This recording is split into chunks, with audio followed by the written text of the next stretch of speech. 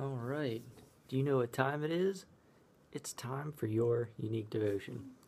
So now we're moving into chapter 5 of the book of John. So, John chapter 5. It's really long. So, I'm going to split it into two. Read the first half today, second half tomorrow. Then we'll go back and break things down section to section, look for that God question.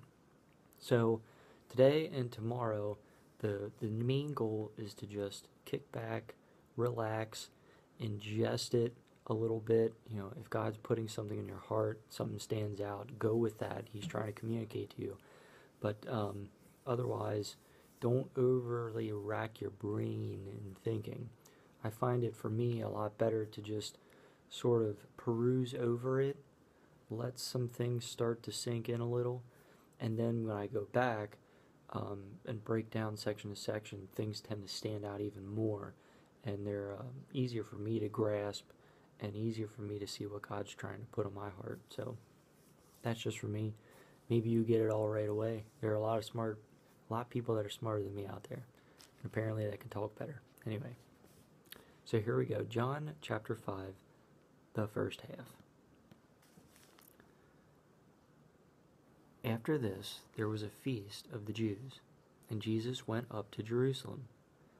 Now there is in Jerusalem by the sheep gate a pool, which is called in Hebrew Bethsaida, having 5 porches. In these lay a great multitude of sick people, blind, lame, paralyzed, waiting for the moving of the water. For an angel went down at a certain time into the pool and stirred up the water. Then whoever stepped in first, after the stirring of the water, was made well of whatever disease he had. Now a certain man was there who had an infirmity 38 years.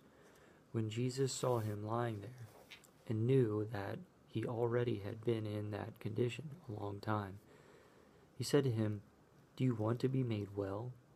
The sick man answered him, "Sir, I have no man to put me into the pool when the water is stirred up, but while I am coming, another steps down before me." Jesus said to him, "Rise, take up your bed, and walk." And immediately the man was made well, took up his bed, and walked. And that day was the Sabbath. The Jews therefore said to him who is cured, "It is the Sabbath. It is not lawful for you to carry your bed."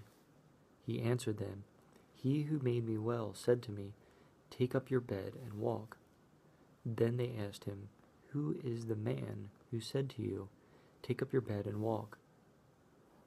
But the one who was healed did not know who it was, for Jesus had withdrawn, a multitude being in that place. Afterward Jesus found him in the temple and said to him, "See, you have been made well. Sin no more, lest a worse thing come upon you."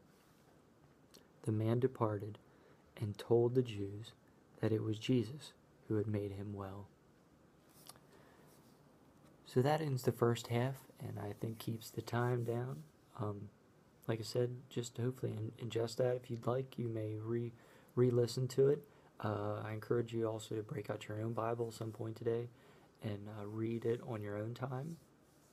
Read it while you're listening to the video at the same time and see the different contrast in words and terms. That's always helpful to round out the meanings of things. So that's it. Till tomorrow, we'll finish the book of John, chapter 5. I hope that God gives you all the blessings you deserve, and even more so, all the blessings you don't deserve. Have a wonderful day.